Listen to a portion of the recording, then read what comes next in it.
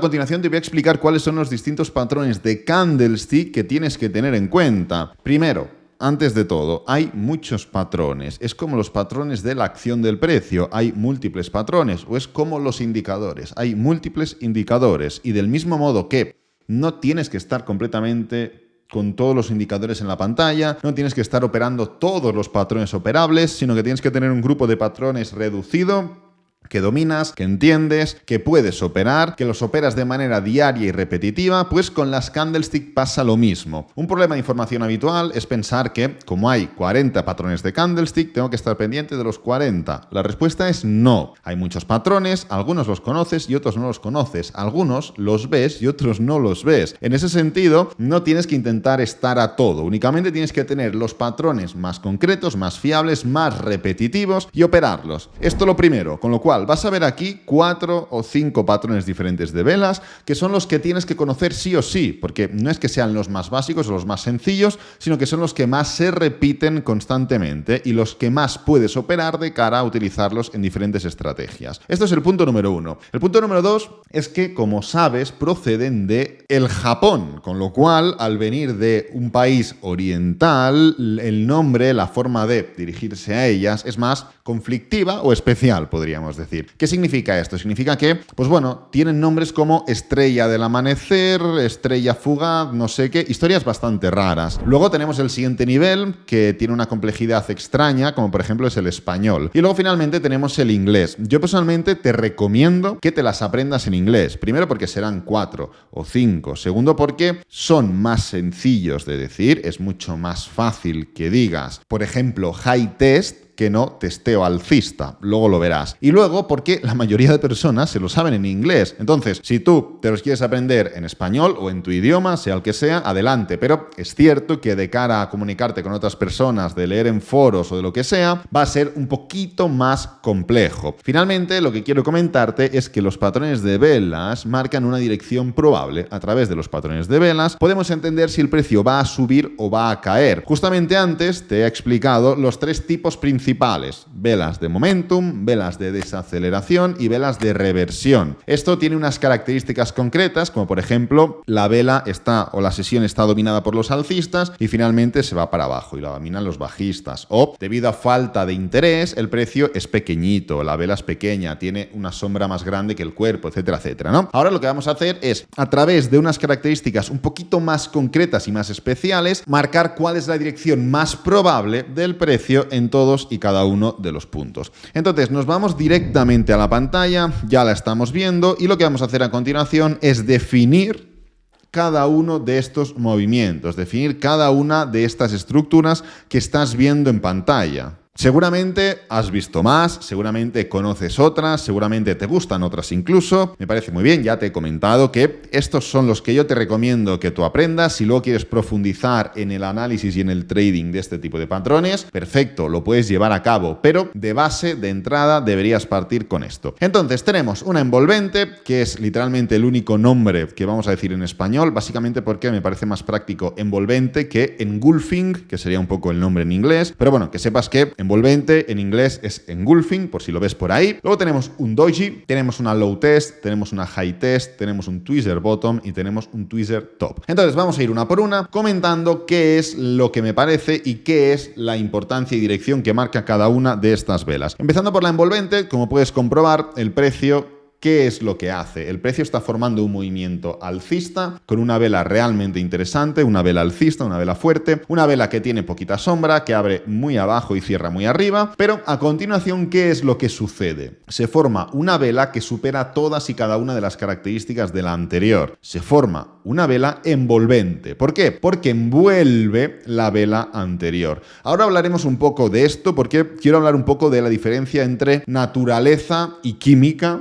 Ahora lo entenderás, pero esto ya es más que suficiente para determinar que estamos ante una vela envolvente. Y es una vela que evidentemente es bajista, porque la vela secundaria es mucho más grande que la vela primaria. Entonces lo que hace es quitar todo esta fortaleza alcista e iniciar un movimiento a la baja. La siguiente vela que tenemos es el doji. Ya hemos hablado anteriormente del doji, no le hemos puesto nombre, pero lo hemos catalogado como vela de desaceleración. El doji, la representación máxima es esta, sería como una especie de baldufa, pero realmente tiene muchas formas. Puede tener una parte superior un poquito más que la inferior, puede tener un cuerpo un poquito más grande, puede tener un cuerpo un poquito más pequeño. Tiene muchas formas de representación esta vela. Al final, la naturaleza es la que hemos comentado anteriormente y la tesitura en la que nos la podemos encontrar es previa a un cambio de dirección. Por ejemplo, el precio está formando un movimiento alcista y antes de empezar a caer, antes de empezar a darse la vuelta, lo que hace es un doji, una desaceleración.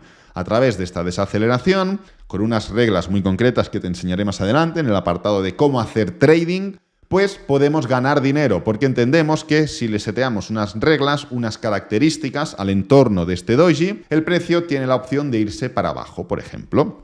Siguiente vela. Esto es una low test. ¿Por qué es una low test? En español sería testeo bajo, y con la palabra o la descripción en español ya te das cuenta que lo que está haciendo esta vela es testear ciertos niveles bajos para finalmente, irse para arriba. Ten en cuenta que el color de todas estas velas que te he enseñado es indiferente. El único color que importa es esta de aquí, porque se da completamente la vuelta, pero esta la he puesto en rojo porque es probable que sea roja, pero no tiene por qué ser roja. Esta la he puesto en verde, pero tiene mucha probabilidad de ser también roja. Esta la he puesto en verde y puede ser perfectamente roja, y esta la he puesto rojo y puede ser perfectamente verde. Quiere decir, no tienen que tener este color. Estoy hablando de la estructura general de la vela. En este caso, en la low test, como puedes comprobar, lo que sucede es que, pues bueno, estamos dando un movimiento impulsivo, alcista, la vela o bajista, da igual, la vela se da la vuelta, empieza a caer, empieza a caer, empieza a caer, empieza a caer, los bajistas están ganando, están formando una vela que podría ser sin ningún problema así, una vela así de baja, porque el precio está cayendo, está cayendo, está cayendo, pero ¡pam! Finalmente los alcistas recuperan. Es más, si tú sumas esta vela más esta vela, ¿qué es lo que te da? Te da esta vela de aquí, que es la high test. ¿Qué es una high test? Todo lo contrario a una low test. La low test están ganando la batalla los bajistas y finalmente los alcistas le dan la vuelta. ¿Y una high test qué es? Están ganando la batalla los alcistas y finalmente los bajistas le dan la vuelta. Fíjate, porque este concepto es increíblemente importante que lo entiendas. Es el siguiente. Esta vela de aquí puede ser una vela de 2 horas.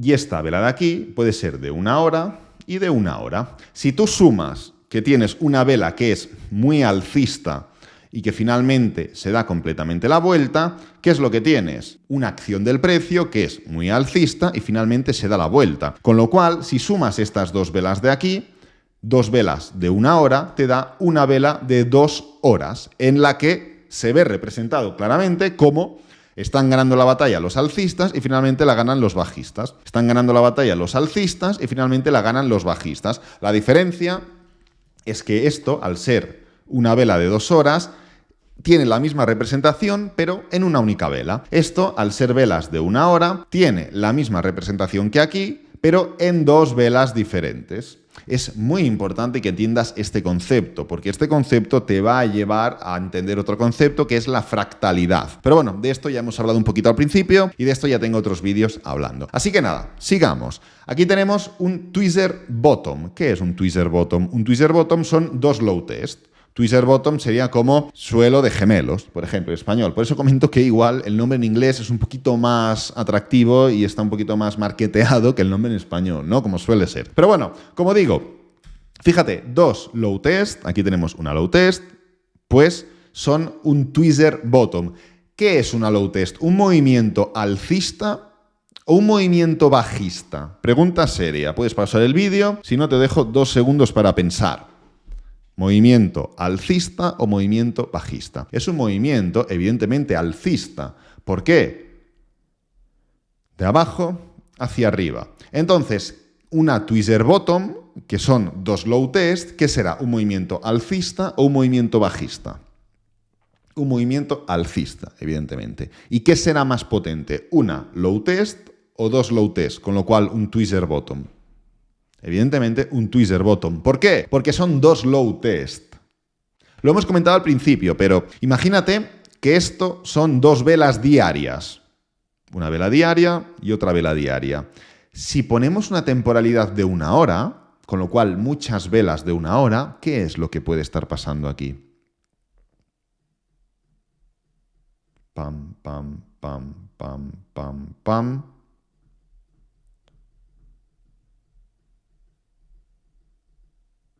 ¿Qué es esto? Un doble suelo. ¿A qué me refiero con esto? Me refiero a que un tweezer bottom, cambiando de tema y hablando de patrones más que de candlestick, pero bueno, un tweezer bottom puede representarse en forma de doble suelo en otra temporalidad. ¿Por qué? ¿Qué es lo que pasa con el tweezer bottom? El precio está cayendo, cae bastante, se levanta en la primera vela, con lo cual ganan la batalla los alcistas, vuelven los bajistas nuevamente, vuelven a ganar la batalla, pero finalizan ganando la batalla los alcistas otra vez.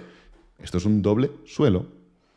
Con lo cual, es mucho más potente un tweezer bottom que un low test. Son 2 patrones alcistas, sí, pero tweezer bottom es el doble que la low test, con lo cual es mucho más fuerte un tweezer bottom para irnos largos que una low test, luego lo verás. Y finalmente tenemos un tweezer top.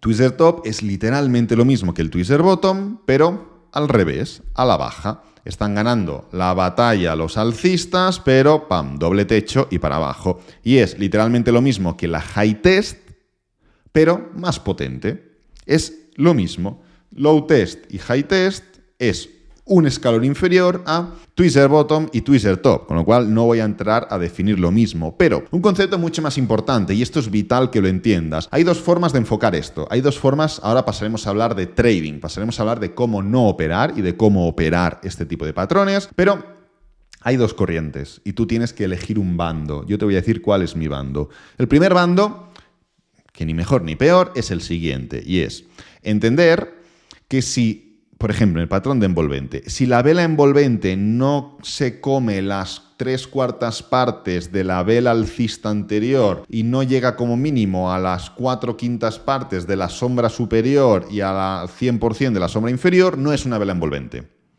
Esto es una forma, como he dicho, química, es una forma de 1 más 1 más 2 más 4 más 8, raíz cuadrada de no sé qué, es esto. Y si no es esto, no sirve. Por ejemplo, en la envolvente.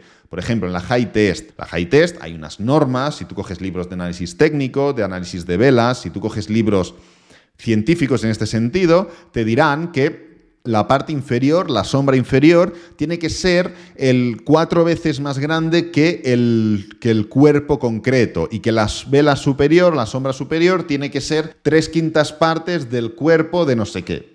Es una forma y hay gente que se gana la vida y muy bien haciendo trading de esta forma. ¿Por qué? Porque utilizan las velas como fórmulas matemáticas para setear momentos de entrada y momentos de salida, para setear si es realmente una vela de un tipo o no es. Y si no se cumplen todos y cada uno de los parámetros que tienen estipulados, rechazan. Esto es la corriente número 1. Luego está la corriente número 2, que es la mía, y es entender la naturaleza. ¿Por qué tenemos que entender la naturaleza? Porque el trading no es una ciencia.